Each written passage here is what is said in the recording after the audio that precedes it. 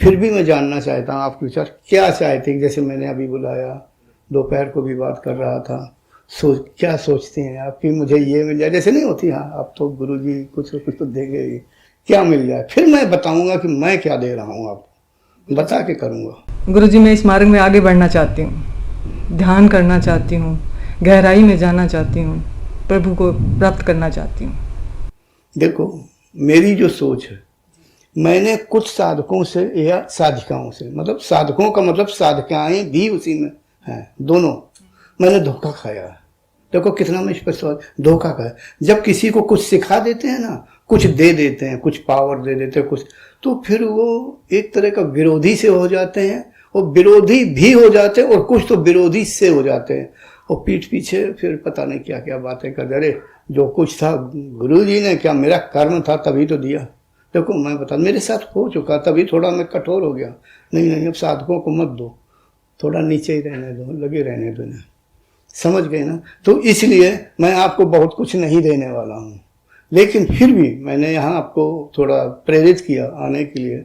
साहू जी को भी कहा हमने कि यहाँ रजनी का नाम आ रहा है, इसने बताया, मैंने कहा नहीं उसको ले लो, और मैंने भी थोड़ा इशारा किया आप थोड़ा अभ्यास करिए, आइए। तो मैं कोशिश ये करूँगा कि आपका कंठ चक्र ना खुले। देखो कितना स्पष्ट, ना खुले, मेरे लिए इच्छा मात्र बहुत है। कंठ तो कंठ है, ब्रह्मरंध्र इच्छा करते ही सब कुंडली ऊपर जाएगी। फिर भी हमारा मतलब आप अभ्यास करें जी, और आप ये अनुभूति करें कि भाई इस चीज का महत्व क्या है।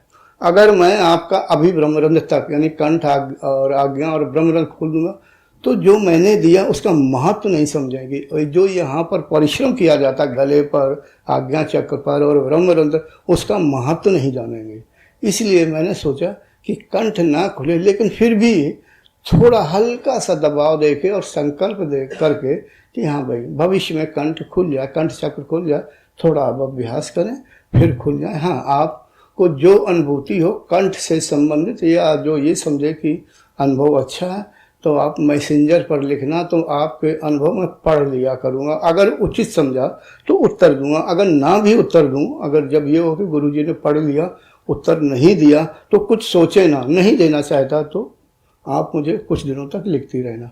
और अब मुझे तो ये सोचना कि मैं कितना शक्तिपात करूं कि आपका कंठ ना खुले, सबसे बड़ा ये है।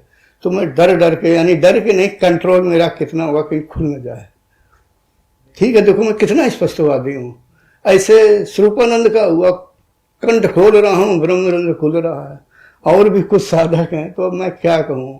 और दूसरे कारण से खुल जाता है, ये सबसे बड़ा मेरा मुझे दिक्कत होती है कि कारण से मैं नहीं खोलना चाहता हूँ, अत्यंत उच्च अवस्था होती है, फिर तो साधक आगे भाग जाता है। हमारा मतलब सिर्फ आप जाने। और क्योंकि आप गंगानगर में रहते हैं, हम ज़्यादातर दिल्ली क्षेत्र में, इधर वृंदावन तरफ लोगों से मिलते हैं, यानी साधकों से। पता नहीं आप कब यानी सामने हो यानी। गुरु जी, इधर ये शिविर होते नहीं है, तो पहली बार घूंघट से निकलकर मैं पहली बार आपके शिविर में पहुंची थी, और हस्बैंड को बहुत मुश्किल से मनाया था कि मैं एक बार जाना चाहती हूँ अपने गुरु के पास, और उसके बाद वो भी मेरा सपोर्ट करते हैं।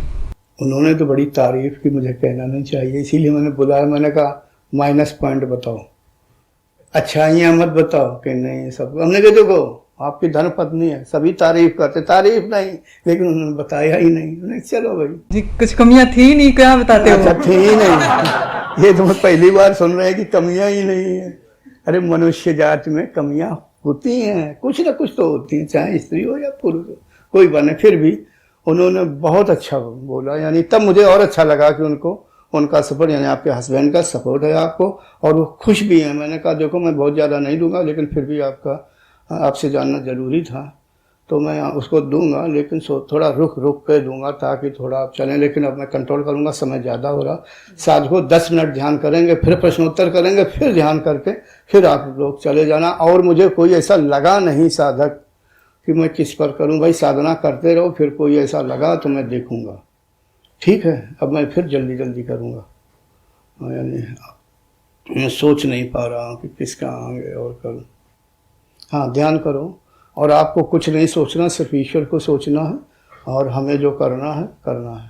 ठीक है, और आप अपनी अनुभूति जब मर्जी आए, जब अनुभूति आए तब आप मुझे बता देना, मैसेंजर पे लिख देना।